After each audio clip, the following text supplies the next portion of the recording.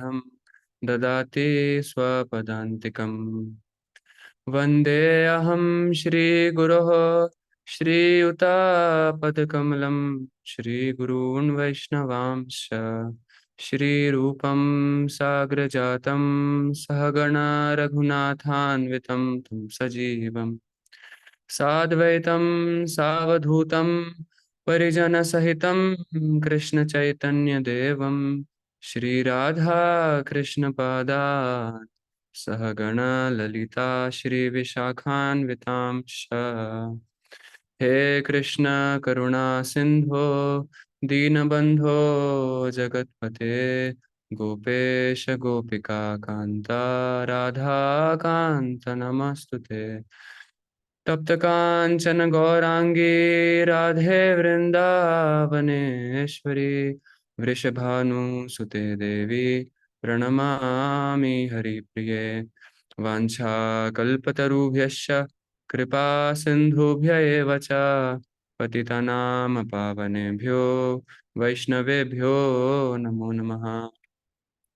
जय श्री कृष्ण चैतन्य प्रभु नित्यानंद श्री अद्वैत गदाधर श्रीवासादि गौर भक्त वृंदा।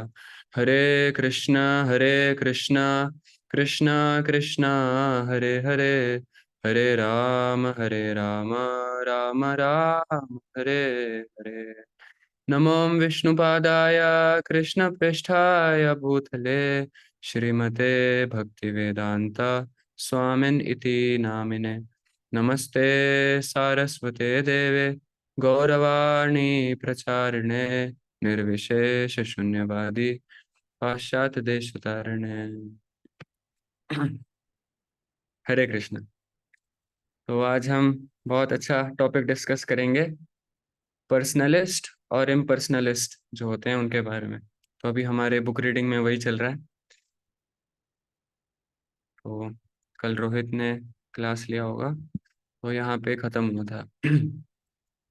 मुझे बताया रोहित ने यहाँ से स्टार्ट करना है, तो बहुत अच्छा टॉपिक आया है। तो कोई रीड करना चाहेंगे? आज हम सिर्फ ये पैराग्राफ डिस्कस करेंगे। कौन रीड करना चाहेंगे? मेरे साथ है गौरांश। ठीक है गौरांश। हरे कृष्ण प्रभु जी। For the impersonalist to get out of this temporary body, Krishna here advises that they vibrate the cerebral home. In this way, they can be assured of transmigration into a spiritual world. However, also they may enter the spiritual world. They cannot enter into any of the planets there. They remain outside in the Brahmjyoti. The Brahmjyoti may be compared to the sunshine, and the spiritual planets may be compared to the sun itself. In the spiritual sky, the impersonalists remain in the effluence of the Supreme Lord, the Brahmjyoti. The impersonalists are placed in the Brahmjyoti as a spiritual spark, and in this way, the Brahmjyoti is filled with spiritual sparks. This is what is meant by merging into the spiritual existence. It should not be considered that one merges into the Brahmjyoti in the sense of becoming one with it. The individuality of the spiritual spark is retained, but because the impersonalist doesn't want to take a personal form, he is found as a spiritual spark in that effulgence. Just as the sunshine is composed of so many atomic particles, so the Brahmjyoti is composed of so many spiritual sparks. हाँ। तो श्रीमद् भागवतम में श्लोक आता है, जैसे इसमें बताया जा रहा है ब्रह्म ज्योति। तो श्रीमद् भागवतम के अनुसार और भगवत गीता के भी अनुसार 3 लेवल्स के रियलाइजेशंस होते हैं, जो आपके बेसिक कोर्स में भी बताए गए हैं क्या क्या होते हैं। ब्रह्मन, परमात्मा और भगवान। तो जो फर्स्ट लेवल ऑफ रियलाइजेशन है, जो ब्रह्म ज्योति को रियलाइज करते हैं, तो ये हम अभी और डिटेल में पढ़ते हैं, भगवत गीता के श्लोकों में भी पढ़ेंगे। तो इसमें जो भी ब्रह्म ज्योति में मर्ज होना चाहते हैं, है ना, ब्रह्म ज्योति में सिचुएट होना चाहते हैं, उनके लिए भगवान रिकमेंड करते हैं ओम चैंटिंग करनी। कोई भगवान के साथ पर्सनल रिलेशनशिप नहीं बनाना चाहता, बस जो भगवान का जो ब्रह्म ज्योति है उसमें सिचुएट होना चाहता है तो भगवान ओम रिकमेंड करते हैं। तो अभी हम पढ़ेंगे वो भगवत गीता के श्लोक जिसमें भगवान, अर्जुन पूछते हैं भगवान से आप सबको भी डाउट रहता होगा कि दो प्रकार के लोग हैं, है ना, अभी भी जो चल रहा था कॉन्फ्लिक्ट, शंकराचार्य और किनका, आ, रामानंदी जो संप्रदाय से, रामभद्राचार्य जी का। तो रामभद्राचार्य जी भी काउंटर एक्ट करते हैं, नित्यो नित्यानाम चेतनस चेतना नाम एको बहुनाम योग दधाति काम। तो बेसिकली जो शंकराचार्य है उनकी फिलोसफी क्या है, भगवान का कोई रूप नहीं है, भगवान निराकार है, उनका कोई हाथ पैर कान नाक मुंह नहीं है। और इधर रामभद्राचार्य जी कहते हैं कि भगवान का रूप होता है, भगवान के साथ हम पर्सनल रिलेशनशिप बना सकते हैं ना, भगवान को हम प्रेम कर सकते हैं, भगवान, पांच रसों में भगवान के साथ एसोसिएट किया जा सकता है, दास्य रस, शांत रस, साख्य रस, माधुर्य रस, वात्सल्य रस, और भी रस होते हैं, वीर रस हो जाता है। तो उनका ऐसा कहना है। हम देखते हैं भगवत गीता क्या कहती है इस बारे में। तो ये चैप्टर 12 है भगवत गीता का। तो चैप्टर 7 से लेकर के चैप्टर 12 तक डिटेल में भक्ति योग के बारे में फाइनल बताते हैं भगवान। शुरू में कर्म योग बताए, फिर ज्ञान योग ध्यान योग बताए, फिर फाइनली आखिरी में पूरा भक्ति योग का चालू हो जाता है, चैप्टर 7 से पूरा भक्ति योग भगवान उसके बारे में बताते हैं। तो हम ये चैप्टर पढ़ते हैं। भगवत गीता चैप्टर 12.1, इसका नाम है डिवोशनल सर्विस, है ना, भक्ति योग। अर्जुन उवाच एवं सततयुक्ता ये भक्तास्त्वां पर्युपासते ये चापि अक्षरम अव्यक्तम तेषां के योग वित्तमः। अर्जुन का प्रश्न है, बहुत ही सरल है, ट्रांसलेशन हम पढ़ते हैं। Arjun inquired which are considered to be more perfect, those who are always properly engaged in your devotional service और those who worship the impersonal Brahman the unmanifested. तो बहुत ही सरल सा प्रश्न है, इसमें कुछ घुमाया नहीं जा रहा, अर्जुन सीधा सीधा पूछ रहे हैं। आप श्लोक भी देख सकते हैं, एवं सतत युक्ता ये भक्तास्त्वाम पर्युपासते। तो दो तरह के लोग हैं, एक है सतत युक्ता ये जो सततम ऑलवेज, है ना, हम हर समय हर क्षण आपकी भक्ति में लगे रहते हैं, भक्ता त्वाम पर्युपासते, आपकी उपासना कर रहे होते हैं कृष्ण, है ना, सामने कृष्ण खड़े हैं तो कृष्ण के पर्सनल फॉर्म को उपासना कर रहे होते हैं, भगवान की भक्ति में डायरेक्टली लगे होते हैं। और दूसरा कौन है, दूसरे व्यक्ति वो हैं, ये चापि अक्षरम अव्यक्तम तेषाम के योग वित्तम, ये च अपि, और इनके अलावा जो अक्षरम अव्यक्तम, है ना, जो अक्षर है, अक्षर का अर्थ क्या है, जो इन इंद्रियों से रियलाइज नहीं किए जा सकते, और अव्यक्तम जिसका कोई रूप नहीं है, अनमैनिफेस्टेड फॉर्म है भगवान का। तो दो प्रकार के लोग हो गए, जो भगवान के पर्सनल फॉर्म को वर्शिप करते हैं ना, भक्ति योग के द्वारा, और जो भगवान के इम्पर्सनल फॉर्म को, हाँ, वर्शिप करते हैं, इम्पर्सनल ब्रह्मन, ज्ञान योग वगैरह, है ना, ज्ञान के माध्यम से या ओम चैंटिंग करके। तो अर्जुन का सीधा सीधा प्रश्न है। आपको ये प्रश्न समझ आ गया, आई होप क्लियर है ना, बहुत आसान है। कुछ भी डाउट हो तो आप पूछ लीजिएगा बीच में, बहुत ही इंपॉर्टेंट सेक्शन है। फिर भगवान हेलो बोलते हैं, प्रभु जी। हाँ यस प्रभु, कौन पूछ रहे हैं। अब जरा, मैं मौज बोल रहा हूँ। अब जरा ये लाइन लाइन को रिपीट कीजिए मेरे लिए, लाइन थोड़ा रिपीट करना है। थोड़ी सी। मेरा नेटवर्क इशू है ना, इसलिए मैं। अच्छा ठीक है, तो हम चैप्टर 12 भक्ति योग का पहला श्लोक पढ़े मनोज ना। इसमें अर्जुन पूछ हाँ रहे हैं ठीक। कि भगवान, मैं आपसे जानना चाहता हूँ कृष्ण, कि कौन ज्यादा अच्छा है, कौन सा प्रोसेस ज्यादा परफेक्ट है, कौन से व्यक्ति ज्यादा परफेक्ट है, ये पूछ रहे हैं। कौन कौन दो लोग होते हैं, एक जो भगवान को निराकार, निराकार कहते हैं, है ना, निर्गुण कहते हैं, और जिसका कोई आकार नहीं है ना, वॉइडिज्म बेसिकली, जिसका कोई रूप नहीं है, उसको उसकी पूजा करना ज्यादा परफेक्ट है, या फिर जो भगवान आप जो मेरे सामने खड़े हैं कृष्ण, है ना, आपकी भक्ति में कोई अगर लगता है वासुदेव, है ना, निरंतर जो आपकी भक्ति में लगे रहता है वो ज्यादा अच्छा है, या फिर जो निराकार वाले हैं वो ज्यादा अच्छा है? ठीक है। ठीक। तो अभी भगवान आंसर करेंगे। श्री भगवान उवाच मयि आवेश्य मनो ये माम नित्य युक्ता उपासते श्रद्धया परयोपेतास्ते मे युक्त तमामतः। ट्रांसलेशन पढ़ेंगे। The supreme personality of God head said, those who fix their minds on my personal form and are always engaged in worshipping me with great and transcendental faith are considered by me to be the most perfect. Most perfect किसको बोला जा रहा है? श्लोक भी पढ़ ले रहे हैं, उसमें कोई घुमा नहीं रहे। मई आवेश मनो ये माम, जो हमेशा, आवेश मतलब पूरा फिक्स हो जाता है, मनो ये माम नित्य युक्ता उपासते, है ना, जिसका मन पूरी तरह से मेरे में फिक्स हो जाता है। मई आवेश्य मनो, है ना, जिसका मन हमेशा मेरे में फिक्स है, ये माम नित्य युक्ता उपासते, जो मेरी उपासना करता है भक्ति योग के माध्यम से, श्रद्धया पर्योपेतास्ते, ना, श्रद्धा के साथ, और पर्योपेतास्ते ट्रांसेंडेंटल रियलाइजेशन के साथ। तो क्या होता है?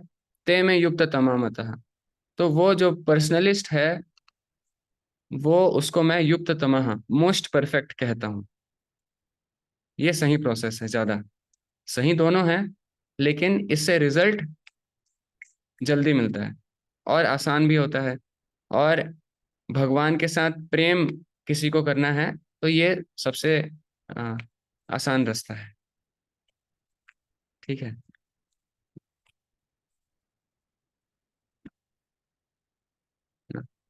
फिर हम अगला, आगे भगवान क्या बोलते हैं? ये त्वा अक्षरम अनिर्देश्यम अव्यक्तम पर्युपासते, है ना, और जो जो अक्षर है, अनिर्देश्य है ना, अक्षरम मतलब जो इन इंद्रियों से नहीं जाना जा सकता, है ना? अव्यक्तम पर्युपासते, और जो अव्यक्त का उपासना करते हैं, इम्पर्सनलिस्ट हैं, निराकारवादी हैं, उनके बारे में भगवान बता रहे हैं। सर्वत्र गम अचिंत्यम च कूटस्थम अचलम ध्रुवम। अभी हम पढ़ेंगे मतलब इसका। सन्नियमेन्द्रिय ग्रामम सर्वत्र समबुद्धयः ते प्राप्नुवन्ति मामेव सर्वभूत हिते रतः। तो ट्रांसलेशन पढ़ते हैं। But those who fully worship the unmanifested, जो निराकारवादी हैं उनके बारे में बोल रहे हैं, that which lies beyond the perception of the senses, जो अक्षर है, द ऑल परवेडिंग, जो सर्वत्र विराजमान है, इनकंसीवेबल अचिंत्य है, जिसको जाना नहीं जा, समझा नहीं जा सकता, अनचेंजिंग है, फिक्स्ड है, इमूवेबल है, the impersonal conception of the absolute truth, by controlling the various senses and being equally disposed to everyone, such persons engaged in the welfare of all at last achieve me, है ना। तो भगवान को अव्यक्त रूप में जानने के लिए बहुत तपस्या करनी पड़ती है। अभी अगले श्लोक में और बताएंगे भगवान इसके बारे में। तो इस प्रोसेस से भी भगवान को रियलाइज किया जा सकता है ना। भगवान एडवाइस भी करते हैं, जो लोग भगवान का पर्सनल फॉर्म नहीं चाहते तो वो लोग ओम चैंटिंग करके इम्पर्सनल फॉर्म को रियलाइज कर सकते हैं, लेकिन ये प्रोसेस बहुत ही कठिन होता है। एक सेकंड में आता हूँ।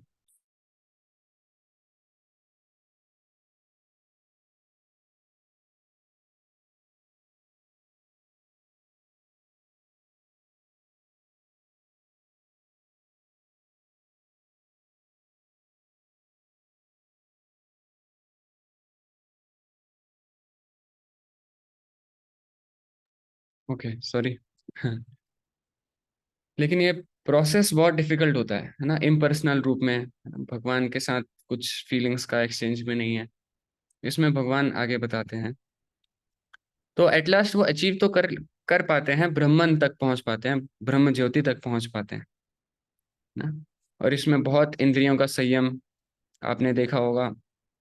हाँ, जो ज्ञानी होते हैं, क्योंकि इनको भक्ति का, भगवान की भक्ति का जो टेस्ट है ना, भक्ति में जो रस मिलता है, उस रस का आस्वादन ये नहीं कर पाते। और रस का आस्वादन नहीं कर पाते भगवान की भक्ति में, तो क्या होता है, भौतिक रस के प्रति आकर्षण उतना कम नहीं हो पाता। भौतिक रस के प्रति आकर्षण कम नहीं होता, फिर बहुत ही मुश्किल हो जाता है इनके लिए स्पिरिचुअल पाथ में आगे बढ़ना, जैसे कि अगले श्लोक में अभी आएगा।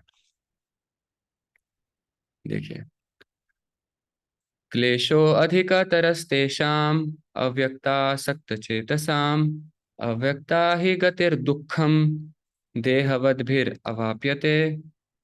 ना, तो जो निराकारवादी हैं, जो आसक्त हैं, भगवान के पर्सनल फॉर्म को उतना पसंद नहीं करते, वो कहते हैं भगवान का रूप नहीं है, भगवान का कोई रूप नहीं है, तो उनके लिए क्या है, एडवांसमेंट इज वेरी ट्रबलसम, है ना।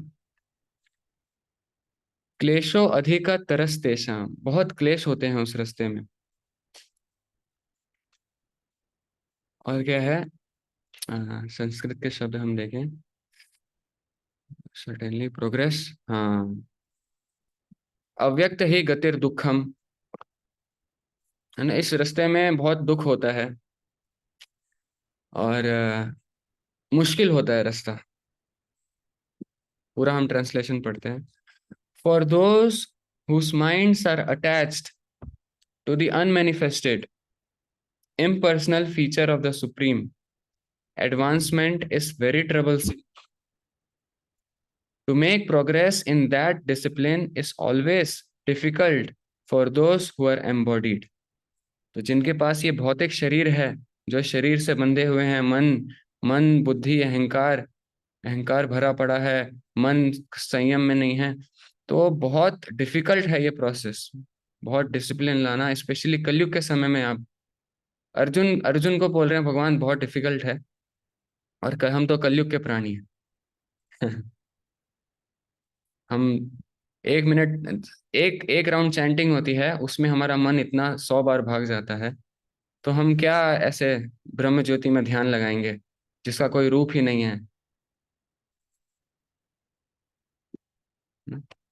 तो क्या बताया गया, इम्पर्सनल जो भगवान का फीचर है, दोनों सही है ना। तो लोग क्या है, एक्सट्रीम में चले जाते हैं कि निराकारवादी क्या कहते हैं, भगवान का रूप ही नहीं होता, पूरा निग्लेक्ट कर देते हैं, सिर्फ निराकार होता है, सिर्फ निराकार।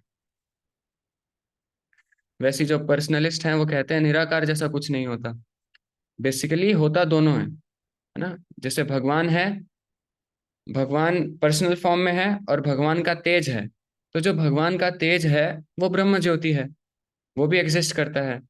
भगवान बोल रहे हैं उसकी उपासना करोगे तो भी लिबरेट हो जाओगे, मुक्ति प्राप्त हो जाएगी, लेकिन वो पोजीशन को भी सेफ नहीं कहा गया है। कैसे सेफ नहीं है, तो अभी हम पढ़ रहे थे ना, हमारे गौरांश पढ़े थे। हम्म,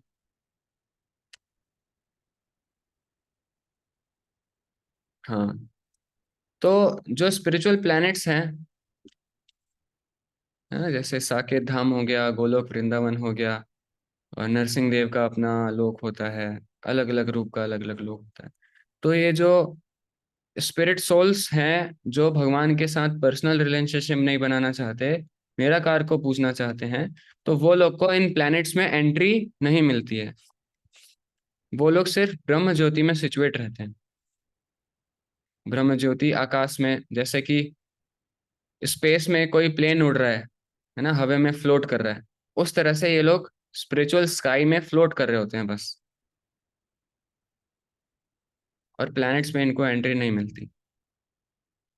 और एंट्री नहीं मिलने के कारण इनका पतन भी होना बहुत हद तक संभव रहता है।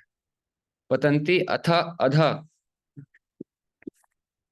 पतंती अधः।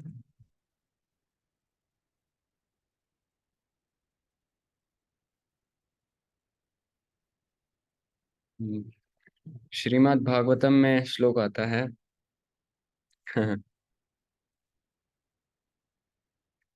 तो जो भक्ति योग नहीं करते उनके बारे में ये श्रीमद् भागवतम का श्लोक है।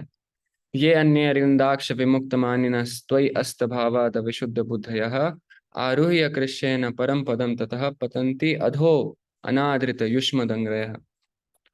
तो भगवान जो भक्ति योग को छोड़ करके अलग अलग तरीके अपनाता है ना, अपने ज्ञान से जानने का प्रयास करेगा, ज्ञान से जानने का प्रयास करेगा तो सिर्फ ब्रह्म ज्योति तक वो पहुंच पाएगा। और अगर ध्यान करके जो हृदय में परमात्मा जो स्थित है उस पर ध्यान लगा के भगवान को प्राप्त करने का प्रयास करेगा तो केवल परमात्मा रियलाइजेशन है ना वहीं तक पहुंच पाएगा। लेकिन फाइनली भगवान के साथ संग कौन कर सकता है?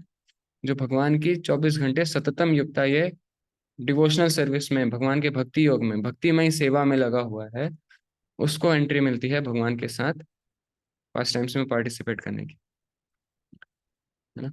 भगवान के पास्ट टाइम्स में पार्टिसिपेट करना मतलब जैसे भगवान हमेशा कुछ ना कुछ पास्ट टाइम्स कर रहे होते हैं स्पिरिचुअल वर्ल्ड में। आप देखेंगे वृंदावन में इतनी सारी भगवान की लीलाएं थी। सुबह सुबह उठते थे भगवान, है ना, सब ग्वाल बाल के साथ खेलने चले जाते थे, अपने फ्रेंड्स के साथ, काउहर्ड बॉयज के साथ, गोप गोप सखाओं के साथ वहां पे जाते थे। सबके साथ टिफिन शेयर करते थे, सब लोग भगवान को घेर के बैठ जाते थे, है ना। अहम पूर्वम सब लोग रेस लगाते थे कौन भगवान को पहले छुएगा, इस प्रकार से रेस लगाते थे। और बहुत बड़े बड़े असुर आते थे, किसी को किसी प्रकार का भय नहीं होता था, सब बोलते थे कृष्ण बचा लेगा, ना, कोई दिक्कत नहीं है। कृष्ण को पीट भी देते थे, मार पीट भी देते थे कृष्ण के फ्रेंड्स। इस तरह से साख्य रस में वो आस्वादन करते थे। वात्सल्य रस में यशोदा मैया कृष्ण के लिए माखन बनाती थी, ना। माधुर्य रस में तो सुबह सुबह दोस्त के साथ खेलने चले जाते थे और रात में भगवान गोपियों के साथ पास टाइम स्पेंड करते थे। तो माधुर्य रस वहां पे वो आस्वादन करते थे। वात्सल्य रस, है ना, जो माता पिता है उनके आस्वादन करते थे। इस प्रकार से अलग अलग रसों का आस्वादन जो पास्ट टाइम्स है उसमें हम एंटर कर सकते हैं, भगवान को आमने सामने हम देख सकते हैं। ये जो प्रोसेस है भक्ति योग। तो ब्रह्मा जी बताते हैं कि जो बहुत तपस्वी हैं, बहुत तपस्या किए, है ना, अपनी इंद्रियों में संयम लाने का प्रयास किए ना। O lotus-eyed Lord, although non-devotees who have accepted severe austerities and penances, tapasya, to achieve the highest position, they may think themselves liberated, but their intelligence is impure. They fall down from their position of imagined superiority because they have no regard for your lotus feet. तो भगवान के जो चरणों की शरण नहीं लेता, है ना, लोटस फीट, इसमें बताया जा रहा है जो भगवान के चरण कमलों की शरण नहीं लेता। अब निराकारवादी है, वो तो मानता ही नहीं है भगवान के हाथ होते हैं, पैर होते हैं। तो क्या वो चरण कमल की क्या शरण लेगा, है ना। उसके साथ क्या होता है? पतंती अधो अनादृत युष्मद अंग्रयः, उसका पतन हो जाता है, वो ज्यादा देर तक वहां टिक नहीं पाता।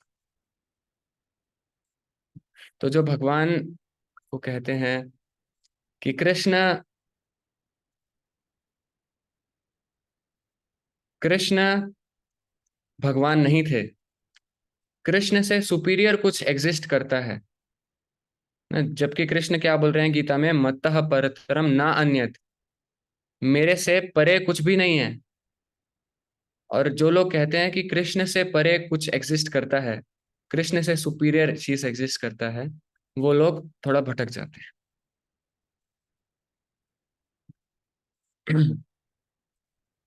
अ, क्योंकि भगवत गीता में भगवान बोलते हैं ना बार बार कि सर्वधर्मान परित्यज्य माम एकम शरणम व्रज, सब कुछ छोड़ो मेरी शरण में आओ। तो कुछ लोग बहुत ज्यादा गुस्सा हो जाते हैं कि कृष्ण खुद को समझता क्या है ना, बार बार बोलता है मेरी शरण में आओ, मेरी शरण में आओ। इतना ज्यादा हैवी ईगो है कृष्ण के अंदर, तो ईगोइस्टिक है कृष्ण, इतना अहंकार है कि मेरे ही शरण में आओ बस, माम एकम, किसी और के शरण में मत जाओ, किसी देवी देवता के शरण में मत जाओ, सिर्फ मेरी शरण में आओ। कितना अहंकार भरा है कृष्ण के अंदर, तो ऐसा वो गुस्सा करते हैं।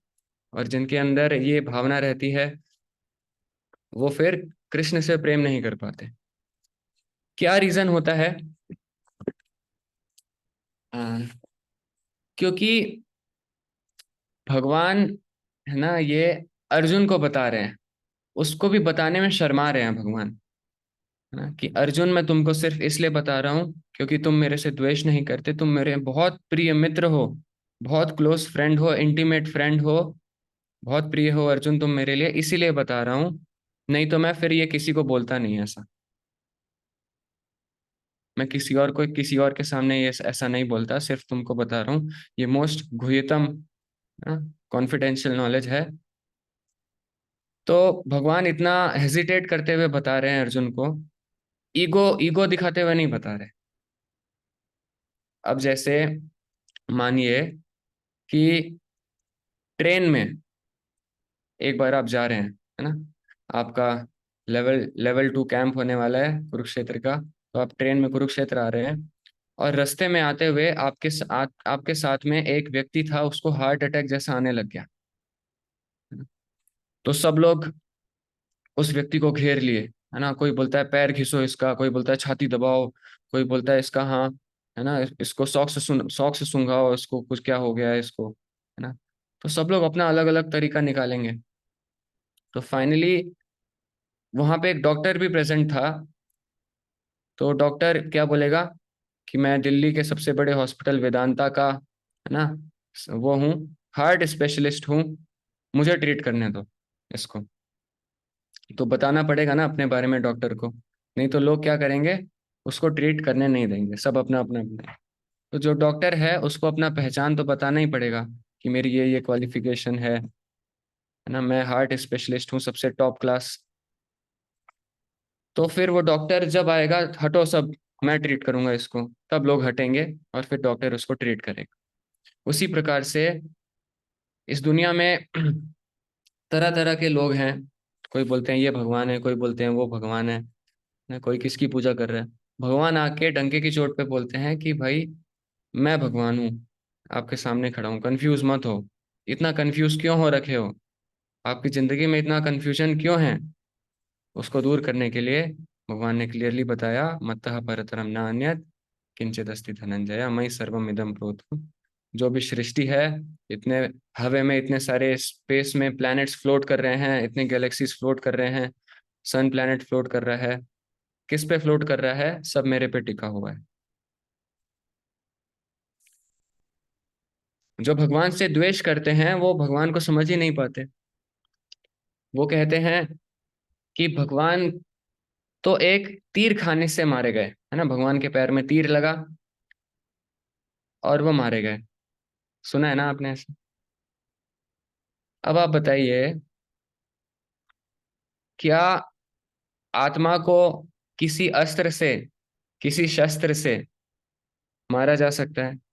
गीता में श्लोक आता है, नैनम छिन्दन्ति शस्त्राणि नैनम दहति पावकः न चैनम क्लेदयन्ते आपो। हाँ, आगे क्या है, जो भी है, तो ने सोच मारते जो भी है, तो ना तो आत्मा को सुखाया जा सकता है, ना भिगोया जा सकता है, ना उसे किसी अस्त्र से शस्त्र से मारा जा सकता है, ना उसे काटा जा सकता है। तो आत्मा को किसी भी तरीके से नुकसान नहीं पहुंचाया जा सकता और मारा नहीं जा सकता, इटर्नल है। और हम यहाँ पे देख लिए कि जो भगवान का पर्सनल फॉर्म है वो पूरा अचिंत्य है, पूरा स्पिरिचुअल स्पिरिचुअल ही है। भगवान हमारे जैसे भौतिक शरीर धारण नहीं रखते। आप देख रहे हैं मेरे पीछे जो फोटो है, भगवान कृष्ण कितने साल के हैं, ये किसी को आइडिया है अभी इस समय, जो मेरे पीछे स्क्रीन में आपको फोटो दिख रही है बैकग्राउंड में, करीब 125 साल के। है ना, 125 साल के। अब 125 साल के कृष्ण हैं, जरा भी आपको कुछ बूढ़े लग रहे हैं? कुछ झुर्रियां आ गई, बूढ़े व्यक्ति। नव यौवनम च, नव यौवनम च मतलब हमेशा ये एवर यूथ, एवर फ्रेश। भगवान कभी बूढ़े नहीं होते। लोग कहते हैं भगवान होंगे कोई बहुत बूढ़े व्यक्ति जिसकी दाढ़ी होगी बड़ी बड़ी। मूवीज भी आई थी एक, हाँ, एक मूवी आई थी जिसमें अमिताभ बच्चन भगवान बना था, उसकी बड़ी बड़ी दाढ़ी होती थी, भारी आवाज में बात करता था। तो भगवान बहुत यंग हैं, बूढ़े नहीं है। कभी बूढ़े नहीं होते भगवान, आत्मा कभी बूढ़ी नहीं होती। तो भगवान का जो रूप है पूरा स्पिरिचुअल है। वो भगवान जो बचपन में, जब पूतना दूध पिलाने आई थी, पूतना जैसी राक्षसी राक्षसी को बचपन में ही मार दिया, तृणावर्त को मार दिया, घुमा घुमा करके मारते थे सबको। तो बचपन में इतने सारे बड़े बड़े राक्षसों को मार दिया, 7 साल की उम्र में गोवर्धन उठा लिया। वो भगवान क्या एक छोटे से तीर मारने से मर जाएंगे? ये बोगस फिलॉसफी है भगवान के। वैसे ही राम, राम जब सरयू नदी में प्रवेश करते हैं, साकेत धाम ले जाते हैं अपने सारे आ, अपने सारे जो अयोध्या वासी हैं उनको। तो ये लोग कहते हैं कि भगवान राम सुसाइड कर लिए सरयू नदी में जा करके आखिरी में। ऐसे सॉन्ग्स भी निकालते हैं। यस कौशल जी। हरे कृष्ण जी। हरे कृष्ण। प्रभु जी, ये जैसे अभी आपने बोला, जो भगवान का जो रूप है, जिसमें जो पीछे पिक्चर है, जिसमें नॉर्मली हम डिपिक्ट करते हैं, जिसमें हमें दिखाया जाता है कि भगवान का रूप हमेशा वैसे, वहाँ हम अर्जुन को देखते हैं तो अर्जुन का भी रूप तो वैसा ही दिखाया जाता है। वहाँ पे अर्जुन को भी बूढ़ा तो नहीं दिखाया, जबकि अर्जुन बड़े थे भगवान से, if I am not wrong, थोड़े से एज में थोड़े बड़े थे। तो वो भी उसमें मेरे को थोड़ा सा जानना था कि मतलब भगवान का तो हमें समझ में आता है, तो अर्जुन इज ऑल्सो कि भगवान के ही लाइक वो था, उनको भी डिपिक्ट भगवान से करते हैं कि उनको एक इंसान की तरह ही हमारे ग्रंथों में दिखाया जाता है। वो मुझे समझना था कि मैंने कभी अर्जुन को, मैंने उनको भी मैंने कभी ऐसे बूढ़े में कुछ स्टेज में नहीं देखा, क्योंकि अप्रोक्सीमेटली 86 ईयर्स की एज थी उनकी जब ये हुई थी। उसके उसके उसके 36 ईयर्स बाद, महाभारत की कुरुक्षेत्र की वॉर के बाद, वो उन्होंने शरीर छोड़ा था कृष्ण जी ने। तो अगर अच्छा। 86 में भी अगर वो 90, अप्रोक्सीमेट 90 के तो होंगे, जहां तक मेरे को जितना थोड़ा आइडिया है। अर्जुन भी, पर अर्जुन को भी कहीं उन्होंने ऐसा फॉर्म में नहीं दिखाया कि हाँ बूढ़े हैं या कुछ ऐसा है। अर्जुन, अर्जुन वैसे उनको भगवान का पोजीशन तो नहीं मिला, वो नॉर्मल भगवान के भक्त का पोजीशन है। तो वो क्योंकि उनके पास जो बॉडी है, वो एक तरह से मटेरियल बॉडी ही कही जाएगी। और ये भगवान का पास टाइम्स चल रहे हैं, तो उतना डिटेल तो नहीं पता कि सबका उम्र क्या है। भीष्म पितामह भी भगवान के भक्त थे, तो उनकी दाढ़ी दिखाई जाती है ना। हम्म। अर्जुन को यंग दिखाया जाता है क्योंकि हीरो हीरो की तरह दिखाना चाहते हैं ना अर्जुन को, इसलिए उनको यंग दिखाया जाता है। बाकी डिटेल मुझे उतना पता नहीं कि अर्जुन की उम्र क्या होगी उस समय। बट ऐसे बेसिक हीरो जो है वो महाभारत को तो अभिमन्यु ही है ना, जो बताया जाता है, जो सबसे ज्यादा जिसने कुछ कुछ सेक्रीफाइस किया है, जिसने जो हाँ। धर्म के लिए प्रॉपर किया, वो तो अभिमन्यु को ही बताया जाता है ना। हाँ डिपिक्ट करते हैं अभिमन्यु। अर्जुन को भी। अर्जुन, मेन हीरो तो अर्जुन ही थे। हाँ। अच्छा अच्छा अच्छा। हाँ, और तो इसमें अभिमन्यु भी। कि उनको हाँ। उनको भी नहीं एज दिखाया गया जैसे गॉड, तो चलो समझ में आता है कि वो गॉड है, उनके पास वो 5 फॉर्म्स हैं, कि उनके पास ऐश्वर्य भी है, तो वो तो ठीक है। फिर अर्जुन का क्या रीजन है, मतलब वो अर्जुन का क्या क्या रीजन है? है कि वो नहीं दिखाए किसी भी, मतलब हीरो फॉर्म में इसलिए नहीं दिखाया, ये आप बोलना चाह रहे हैं कि हीरो को हम बुरा नहीं दिखा सकते कि फिर वो थोड़ा सा डल पड़ जाएगा तो फिर लोग इंस्पायर नहीं होंगे, दिस इज समथिंग। नहीं, ऐसा तो नहीं होना चाहिए। मुझे उतना डिटेल्स इसमें पता नहीं है, मैं आपको पता चलिए, करके बताता हूँ। ठीक ठीक ठीक, ठीक है। ओके। ठीक है। तो हम कहाँ थे कि भगवान कभी बूढ़े नहीं होते। और जो भगवान के जो भक्त होते हैं उनको जब स्पिरिचुअल बॉडी मिल जाती है, स्पिरिचुअल बॉडी मिल जाने का मतलब क्या है, हमारे हम स्पिरिचुअल बीइंग्स हैं, हमारा एक अपना फॉर्म है। और जब हम इस मटेरियल बॉडी से लिबरेट होते हैं तो वो फॉर्म हमें वापस रियलाइज हो जाता है। तो वो स्पिरिचुअल फॉर्म कभी बूढ़ा नहीं होता, कभी वो मरता नहीं है, इटर्नल होता है। तो इस प्रकार से जो भी भगवान को क्रिटिसाइज करते हैं, बोलते हैं कि भगवान, स्पेशली जो इम्पर्सनलिस्ट होते हैं, भगवान के फॉर्म से बहुत घृणा करने लग जाते हैं, एक्सट्रीम में चले जाते हैं थोड़ा। तो ये बहुत अनहेल्दी होता है और बहुत डेंजरस सिचुएशन हो जाती है। तो मैं कहना चाह रहा था, हाँ, ये भी लोग कहते हैं कि भगवान को श्राप मिला था, अलग अलग प्रकार के श्राप मिले थे, है ना, सुना होगा आपने। तो पहली बात कि भगवान के ऊपर किसी भी प्रकार का श्राप, है ना, कुछ असर नहीं करता। और अगर किसी के पास श्राप देने की शक्ति भी है तो वो शक्ति कहाँ से आती है ना? सारी जो देवी देवता हैं, है ना, इंद्र वरुण चंद्र, सबको कहाँ से शक्ति आती है? मेन उनकी जो पावर है वो भगवान ही प्रोवाइड करते हैं। तो कर्ज देने की शक्ति, ना, वरदान देने की शक्ति भी भगवान प्रोवाइड करते हैं, और श्राप देने की शक्ति भी भगवान प्रोवाइड करते हैं। और भगवान ये सब चीजों से अफेक्ट नहीं होते खुद। जैसे गरुड़ जी को श्राप श्राप मिला, है ना, कि सौबरी मुनि ने कर्ज किया था कि उनके रीजन में अगर गरुड़ जी आएंगे तो फिर वो मारे जाएंगे, ऐसा करके कर्ज दिया। लेकिन गरुड़ जी को किसी भी कर्ज का कोई फर्क नहीं पड़ता। गरुड़ देव को कर्ज मिला था ना, जब कालिया नाग को वो पीट के भगा दिए थे।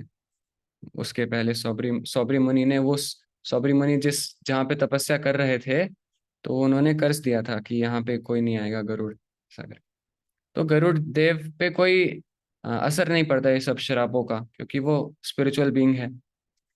तो मटेरियल कर्सेस स्पिरिचुअल पर्सनालिटीज को अफेक्ट नहीं करती। तो इस प्रकार से जो भी श्राप आपसे, आप सबको बोलने वाले आएंगे बहुत लोग लाइफ में आपको, है ना, ऐसे आप क्योंकि भगवान कृष्ण की भक्ति कर रहे हैं, तो बहुत सारे लोग ऐसे कृष्ण को क्रिटिसाइज करने वाले लोग आपके लाइफ में आएंगे, जिससे आपका दिमाग खराब भी हो सकता है। तो ये सब आपको पता होना चाहिए, है ना। लोग कहेंगे कि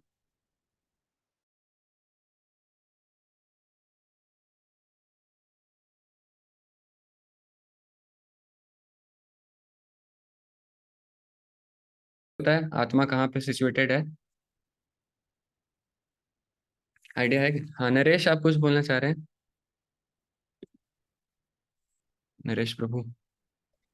जी प्रभु जी, ये पूछ रहा था, मतलब इसका फिर आंसर क्या होगा? कोई अगर कहता है कि भगवान तीर लगने से मर गए, तो फिर इसका मतलब क्या बताएंगे, क्या उनको जवाब हो सकता है?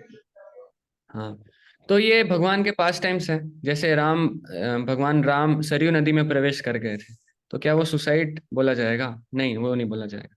वैसे ही भगवान, है ना, अगर कर्ज मिलते भी हैं भगवान को, तो भगवान अपने भक्तों की बात रखने के लिए वो कर्ज एक्सेप्ट भी कर लेते हैं, है ना? लोगों को दिखाने के लिए, देखो मैंने अपने भक्त का कर्ज एक्सेप्ट किया। उसी प्रकार से ये कहते हैं लोग, दुर्वासा मुनि ने कर्ज किया था, इसलिए भगवान के पैर में तीर लगा। और गांधारी ने भी कर्ज किया था। दुर्वासा मुनि का ये आता है कि वो खीर दिए थे, है ना, भगवान को बोले थे कृष्ण को कि अपने पूरे बॉडी में लगा लो इस खीर को। भगवान ने अपने पैरों में नहीं लगाया खीर, तो वो कहते हैं पैरों में नहीं लगाया खीर, इसलिए पैरों में तीर लगा तो मारे गए। तो ऐसे ऐसे लॉजिक देते हैं वो लोग। तो इससे हमें बिविल्डर नहीं होना। तो ये सब कहने वाले तो कहेंगे ही, उनका कोई बेसिस नहीं है कहने का। लेकिन फिलोसफी तो क्लियर है ना, सोल को काटा नहीं जा सकता। बेसिक नैनम छिंदन्ति शस्त्राणि आप कोट कर सकते हैं वहां पे। और जो भी कर्ज देने की शक्ति है वो भगवान से ही आती है। सिंपल सी फिलोसफी। ठीक है। ठीक है प्रभु जी। हाँ, तो और हमने क्या क्या डिस्कस किया, ये हमने देखा, है ना। आपने बहुत, ये तो समझ आ गया होगा, जो इम्पर्सनलिज्म है वो बहुत ट्रबलसम है। उसमें बहुत ज्यादा तपस्या होती है बेसिकली। और ये तपस्या अभी पॉसिबल है, पॉसिबल भी नहीं है। और ये बहुत लंबा प्रोसेस होता है। इसमें मैं आपको एक दिखाता हूँ, एक बहुत ही इंपॉर्टेंट, इसके जस्ट बाद में ये श्लोक है। इस श्लोक में हम एंड करेंगे, जिससे आपको और थोड़ा कॉन्फिडेंस आएगा जो आप कर रहे हैं उसके ऊपर। ये प्रोसेस आप फॉलो कर रहे हैं, वो भगवान ने रिकमेंड किया है। भक्ति योग। ये तो सर्वाणि कर्माणि मयि सन्न्यस्य मत्परः अनन्येनैव योगेन मां ध्यायन्त उपासते तेषाम् अहं समुद्धर्ता मृत्यु संसार सागरात् भवामि न चिरात् पार्थ मयि आवेशित चेतसाम्। ट्रांसलेशन। तो इम्पर्सनलिस्ट को तो भगवान बोले कि बहुत मुश्किल है उनके लिए, बहुत दुख दुख भरा रास्ता होता है, बहुत परेशान रहते हैं वो, आखिरी में उनका पतन भी हो जाता है ना, स्टे नहीं कर पाते ज्यादा टाइम तक। जैसे आप बॉल को ऊपर फेंकते हैं तो बॉल थोड़ी देर तक हवा में रहता है, वापस से नीचे गिर जाता है, इस तरह से उनका पतन हो जाता है। लेकिन जो भगवान के रूप की पूजा करते हैं, भगवान कृष्ण क्या कह रहे हैं, but those who worship me, है ना, अभी बोलते हुए भगवान कौन सा फॉर्म ले रखे हैं, पर्सनल फॉर्म कृष्ण कह रहे हैं ये, जो मेरी पूजा करता है, सारे धर्मों को, अलग धर्मों को त्याग करके, giving up all other activities unto me and being devoted to me without deviation, engaged in devotional service and always meditating upon me, having fixed their minds upon me, O son of Pritha, for them I am the swift deliverer from the ocean of birth and death.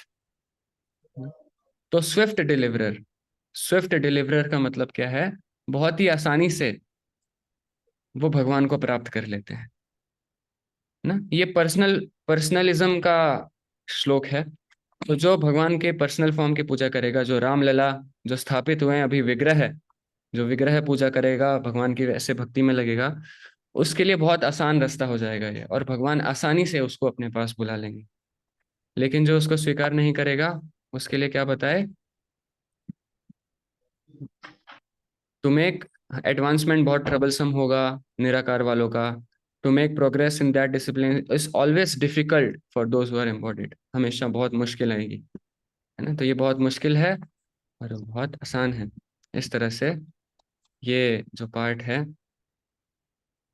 और भगवान assure भी कर रहे हैं, है ना, भक्ति योग के बारे में अगले श्लोक में, मयि एव मना आधत्स्व मयि बुद्धिम निवेशय, निवसिष्यसि मयि एव अत ऊर्ध्वं न संशयः। Just fix your mind upon मी। कैसे फिक्स करेंगे, जैसे आप सुबह आकर के जप करते हैं सब लोग, वैसे फिक्स होगा माइंड भगवान में। जप करते रहेंगे, जप रहेंगे। तो अभी इच्छा नहीं करती भगवान के बारे में सोचने का, हम सोच नहीं पाते। लेकिन अगर आप साधना भक्ति का पालन करते हैं, साधना करते हैं, तो जो अभी का जो हमारा स्टेज है वो है साधक। साधक क्या होता है, वो साधना करता है, वो प्रैक्टिस करता है ना। और जो सिद्ध हो जाते हैं, साधना जब सिद्ध हो जाती है, तो वही प्रैक्टिस ऑटोमेटिकली, है ना, प्रेम के साथ होने लगती है। जैसे अभी आपको भगवान के नाम लेने में बहुत मुश्किल आएगी, है ना, मन बहुत भागेगा और इच्छा नहीं करेगी। लेकिन जब आप सिद्ध हो जाएंगे, तो आप बहुत ही लवंगली प्रेम के साथ भगवान के नामों का जप करने के लिए बहुत अटैच हो जाएंगे, और भगवान से बहुत आकर्षण आपका बढ़ जाएगा। और फिर वही जो मन आपका दुश्मन था, वही मन आपका मित्र बन जाएगा। भगवान यहाँ रिकमेंड कर रहे हैं, just fix your mind upon me, the supreme personality of Godhead, and engage all your intelligence in me. बुद्धि भी लगाना है, मन भी लगाना है। दस यू विल लिव मी, दस you will live in me always without a doubt. तो दो चीजें बताई गई इसमें, मन भी लगाना है, बुद्धि भी लगाना है। आप देखेंगे बुद्धि कैसे लगा सकते हैं आप, शास्त्रों का अगर आप गहन अध्ययन करेंगे ना, स्वाध्याय करेंगे, तो आप बुद्धि लगाने पे मजबूर हो जाएंगे। बुद्धि बुद्धि लगा करके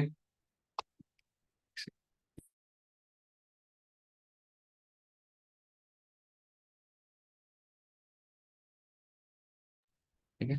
तो बुद्धि कैसे लगा सकते हैं, हम बुद्धि अपनी इंटेलिजेंस को, गीता में श्लोक आता है, हम कल चर्चा करेंगे उसके बारे में, बुद्धि कैसे शार्प होगी। तो बुद्धि शार्प होगी स्वॉर्ड ऑफ इंटेलिजेंस, शास्त्रों का अध्ययन करके। स्क्रिप्चर्स आप पढ़ेंगे, आपको समझ आएगा क्या क्या कैसे डिस्क्रिमिनेशन हो रहा है, कैसी चीजें एग्जिस्ट करती हैं। तो इसमें आलस नहीं करना है। शास्त्रों के अध्ययन में आलस करेंगे तो आपका फेथ कम होने लगेगा, श्रद्धा आपकी कम हो जाएगी, क्योंकि इंटेलेक्चुअल आपको अंडरस्टैंडिंग नहीं रहेगा। भगवान का एग्जिस्टेंस कैसे मौजूद है पूरी सृष्टि में, क्या फिलॉसफी है, अगर आपको क्लियर नहीं है, तो आपकी श्रद्धा भी कम रहेगी। आप दूसरों को भी नहीं, कोई फिर आके आपको बोलेगा, उल्टा सीधा बोल देगा, आप दुखी हो जाएंगे, हताश हो जाएंगे। कोई भगवान कृष्ण को उल्टा सीधा बोल देगा, आप दुखी हो जाएंगे, है ना। तो अगर आप स्ट्रांगली सिचुएटेड हैं, शास्त्र जानते हैं, तो आप फिर उनको समझा भी सकते हैं, भाई ऐसा नहीं है, ऐसा है, ठीक है। तो आगे चल के आप सबको भी प्रचार की सेवा मिलेगी, और अभी भी मिल रही है। तो जितनी अच्छी आप अंडरस्टैंडिंग रखेंगे भगवत गीता की, उतना अच्छा आप प्रचार भी कर पाएंगे। ठीक है, यहाँ पे हम एंड करते हैं। जितना मुझे पता था मैंने बता दिया, अर्जुन की उम्र तो नहीं बता पाया मैं। ठीक है। अच्छा प्रभु जी, एक क्वेश्चन था। यस। मतलब मेरे को आपकी मदद चाहिए, मेरे थोड़ा फैक्ट क्लियर करने के लिए विद रिस्पेक्ट टू जितना मेरा नॉलेज है। सो मेरे को लगता है कि आपका एसोसिएशन जो भी है वो आप हेल्प कर सकते हैं। कि ऐसा बताया जाता है कि जैसे अभी किसी ने पूछा कि कोई कृष्ण जी के लिए बोलता है कि भाई भगवान को पैर में तीर लग गया और वो मर गए ऑल दैट, तो वो ऐसा कैसा हो गया? तो मतलब जितना मेरा थोड़ा सा अंडरस्टैंडिंग है उसमें से बताया जाता है कि जब भगवान ने वाली का वध करवाया था सुग्रीव के थ्रू, बट वो उन्होंने थोड़े से उससे करवाया था, मतलब एक काइंड ऑफ, एक जिसे बोलते हैं ना, छल से कराया था, मतलब सामने होकर छुप के कराया था, ठीक है। तो ऐसा बोला, जब वाली को ये पता चला तो वाली ने उनको बोला था कि जैसा मेरे से छुप के मेरा डेथ हुई है वैसे आपकी भी डेथ होगी, जो उन्होंने एक्सेप्ट किया था कि चलो ठीक है मैं भी वैसे ही करूंगा। और यही बोला जाता है कि जब वो उन्होंने अपना मेडिटेटिव स्टेज में गए थे कृष्ण जी अपने नेक्स्ट अवतार में, जबकि बिकॉज भगवान राम को माना जाता था मर्यादा पुरुषोत्तम, गलत नहीं करते थे किसी के साथ भी। तो हाँ। मतलब भगवान जो है they lead by the example, उन्होंने पूरी दुनिया को वैसे ही अपने से एग्जाम्पल से ही लोगों को प्रभावित किया। तो वहाँ पे भी वो दिखाना चाहते थे कि चलो अगर ये भी है तो मैं ये भी एक्सेप्ट करता हूँ कि अगर मैंने जैसा भी किया मैंने धर्म के लिए किया है, बट ये भी मैं एक्सेप्ट करता हूँ। जैसे बोला था जब वो जरा जो हंटर था जिन्होंने कृष्ण जी पे मिस्टेकनली तीर चला दिया था, उनको लगा था कि कोई जानवर है, तो वो उनकी ही लीला थी अपना अपना शरीर त्याग करने की, क्योंकि भगवान अगर मनुष्य रूप में आए हैं, अगर जन्म लिया और उन्होंने शरीर तो त्यागना ही है, बट वो त्यागा भी इसी रीजन से कि वो त्याग भी अपने जस्ट मतलब धर्म के लिए ही किया, और धर्म के लिए मतलब वो भी ऐसा नहीं किया। तो क्या ये सही है टू अंडरस्टैंड कि भाई ये एक रीजन था कि उन्होंने इसलिए अपना छोड़ा था, जो हाँ, कि मैंने उन्होंने। भी सुना है ये। और ये बाली का ऐसा भी आता है कि जो वानर होते हैं, जो जानवर होते हैं, उनका शिकार किया जा सकता है, पीछे से भी मारा जा सकता है। तो ये भी इसका बट वो रीजन गॉड गॉड गॉड जो है, मतलब फिर वो जाता है ना कि भाई गॉड ऐसा कर रहे हैं, फिर उनको है। उनको ये था कि अगर मैंने ऐसे इंसान रूप में किया भी है, but I am ready to even मैं आपको I will pay you back, अगर मैंने किया तो मेरे साथ भी होगा, और वो अगले जन्म में अपने आप को वैसे ही मतलब वो कर देते हैं। तो क्या is this whole story is right with respect to understanding कि इसमें वी नीड टू कुछ ऐसा चीज है कि जो हमें हमें करेक्ट करना चाहिए? सो ये मुझे जानना था, और probably you can just help you out may be later on, that's हाँ, फाइन। तो मैं डिटेल्स पता करके आपको बताऊंगा। ठीक है। ठीक है। और दूसरी चीज जो अभी हमने हमने आज जैसे पढ़ा, उसमें स्टार्टिंग फ्रॉम ये जो ब्रह्म ज्योति, तो ब्रह्म ज्योति में सो बेसिकली अगर हम इसको नटशेल में पढ़ें तो ये बोला गया कि आप करना चाहें तो कर सकते हैं ब्रह्म ज्योति, दैट्स नॉट आपको वो भगवान का एसोसिएशन नहीं दिलवाएगा, वो आपको एक एलिवेट कर देगा आपके कॉन्शियस से, और हाँ। आपको प्लैनेट्स है प्लैनेट्स में और आपको वो कर सकता है, पर वो नहीं कर सकता। अगर आपको भगवान के साथ एसोसिएट होना है, भगवान के वैकुंठ में अगर आपको उनके साथ सेवा करनी है, उनके साथ रहना है या उनके साथ भगवान करना है, तो फोर्स नहीं आप। कर रहे किसी को। जी। भगवान किसी को फोर्स नहीं करते, इसलिए ऐसा बोल रहे। Right right. तो इसका मतलब ये है कि देन आपको उनका जो जो जो भक्ति योग है वो करना है, राइट? हाँ, क्योंकि बहुत सारे श्लोक आएंगे आगे भी, जिसमें भगवान बताते हैं जो लोग भगवान से एनवी करते हैं, वो लोग भगवान को प्राप्त फिर करना नहीं चाहते। वो तो बड़ा कॉमन है, कोई आप किसी से भी कुछ एनवी करो तो आपकी वो अंडरस्टैंडिंग चले जाती है, आप एक्सेप्ट कर ही नहीं सकते, बिकॉज जो भी कुछ समझना है वो प्यार से ही और श्रद्धा से ही आ सकता है। Because if you have to learn something, अगर आप ये सोचेंगे कि उसको सिखा नहीं सकता मैं टीचर, तो कभी सीख नहीं पाओगे। तो सीखना है पहले तो आपको समर्पण का भाव होना चाहिए कि भाई अगर ये सिखा रहा है तो मुझे सही सिखाएगा, तो वो तो वेरी इट्स वेरी ऑब्वियस हाँ। कि एनवी से सीख नहीं सकते, कोई भी इंसान किसी से नहीं सीख सकता, हमारे माँ बाप से नहीं सीख सकते, अगर हम लोग टीचर से नहीं सीख सकते कि भाई ये हमें कोई सिखा सकता है, तो वो तो है। तो दैट्स आई एग्री। हाँ। और बहुत सारे लोग खुद भी बोलते हैं ना, मैं भगवान हूँ। तो ये बहुत हाई लेवल ऑफ ईगो रहता है, इसलिए भी ये लोग तपस्या वाला रास्ता उठाते हैं। तपस्या से एक प्राइड आता है थोड़ा ना। और जो आसान रास्ता है उसको, जैसे होम्योपैथी की दवाई आती है ना, छोटी शक्कर की गोली होती है, मीठी गोली, तो उसको पता है मीठी गोली से मैं ठीक कैसे हो जाऊंगा। फिर वो कड़वी दवाई खाता है ना, बड़ी बड़ी महंगी दवाई खाता है, लेकिन वो मीठी गोली भी बहुत आसानी से ठीक कर सकती है। राइट। वही। और एक एक और ये थोड़ा सा एक था, जैसे कि हमें जितना गीता में बताया, जैसे इट स्टार्ट फ्रॉम द क्या ना सामख्य योग, जो सबसे पहले सांख्य। इसमें बॉडी और है ना, समाख्य योग ही है ना। तो ये हाँ, तीन फेज, सांख्य। समाख्य योग, फिर ध्यान योग, फिर भक्ति योग, ये ऐसे प्रोसेस है, राइट? पहले आपको अपनी बॉडी के लिए अंडरस्टैंड, अपने आप के अंडरस्टैंड करना है कि भाई you are not body, your soul. जब अपनी अंडरस्टैंडिंग कर ली तो you can be a step closer to the association of God, और आप उनसे भक्ति अच्छे से कर सकते हो, बिकॉज हम एक तो वो है। सेकंड है ध्यान, यहाँ पे आपको ध्यान जहाँ पे आपको ध्यान करना है। बट क्या ये वो दिस इज नॉट समथिंग कि अगर आपको भक्ति करनी है सो भक्ति आपको ध्यान से करनी है, मतलब जो ध्यान मतलब कि you have to meditate in the God. So is this not the right process of devoting our bhakti to God through आपका ध्यान से? बिकॉज फोकसली अगर आप करोगे, कॉन्शियसली करोगे तो आप भगवान से कनेक्ट कर पाते हो। बट आप सिर्फ भक्ति कर रहे हो और आपके पीछे भाव नहीं है, आपके पीछे ध्यान नहीं है, तो वो कनेक्शन थोड़ा सा मतलब तो थोड़ा बेसिकली wrong ही रह जाएगा। ये इसका ये है कि जो सुबह का समय होता है, साधना का समय, उसमें जितना हम होली नेम्स में ध्यान लगाते हैं ना, चैंटिंग में एब्जॉर्प्शन के साथ करते हैं, वो हमारी उसमें एक ध्यान योग कवर हो जाता है एक तरह से। और फिर साधना के बाद क्या होता है, जो प्रॉपर भक्ति योग है, जो सिस्टम है, उसमें सुबह हम अपनी कॉन्शियसनेस को स्पिरिचुअलाइज करते हैं ना। और फिर बाकी दिन भर क्या करते हैं, दिन भर वैसी एक्टिविटीज करते हैं जो भगवान के सेंटर्ड हो।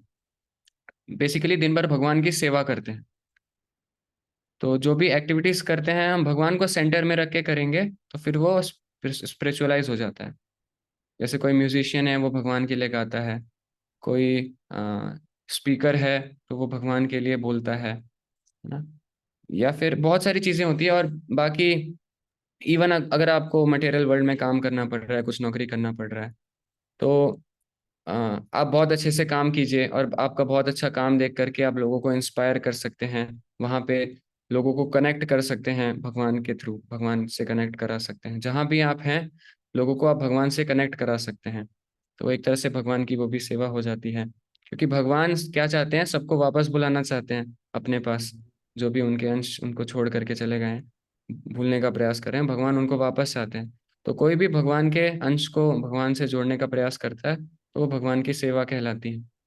इस तरह से दिन भर जो भी हम एक्टिविटीज करते हैं, भगवान बोले माम अनुस्मरा युद्ध च, मेरा स्मरण करो फिर युद्ध करो, है ना। बट और उसके लिए भी जैसे स्टार्टिंग में इनिशियल स्टेज ऑफ स्पिरिचुअलिटी, जैसे हम सब जो लोग हैं जो जिन लोगों ने अभी स्पिरिचुअलिटी में एंटर किया है, तो उसमें हमें कहीं ना कहीं अपने आप को हमें भक्ति तक पहुंचने के लिए अपने आप को ध्यान तो मतलब कहीं ना अपने को याद तो दिलाना पड़ेगा हमेशा कि नहीं। स्टार्टिंग में जब तक हम वो फेज में नहीं पहुंचते कि हम लोग एक कॉन्शियसली सब कॉन्शियसली हमारा भगवान में भक्ति होना शुरू हो गई है, मतलब अभी तो हमें कॉन्शियसली अपने को फोकस करना पड़ेगा कि नहीं यार मुझे थोड़ा भगवान में फोकस करना है, तो हमें थोड़ा ध्यान योग पे फोकस भी करना पड़ेगा स्टार्टिंग में। इवेंचुअली हाँ, लेटर ऑन लेकिन अनकॉन्शियसली हो ध्यान योग जाएगा। में ऐसा हो जाता है, ध्यान योग में भगवान की कोई सेवा नहीं होती, वो सिर्फ बैठ के ध्यान करता है।